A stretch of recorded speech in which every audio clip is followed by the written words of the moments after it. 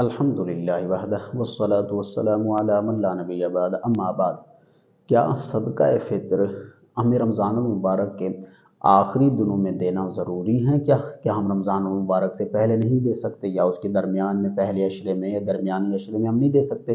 تو یاد رکھیے، صدقہ فطر ہم رمضان المبارک کے عید کی نماز سے پہلے تک دے سکتے ہیں، جن پر واجب ہے، اور عید کے نماز کے بعد اگر کسی کو کوئی مسئلہ ہوا عید کے نماز کے بعد بھی دے سکتا ہے۔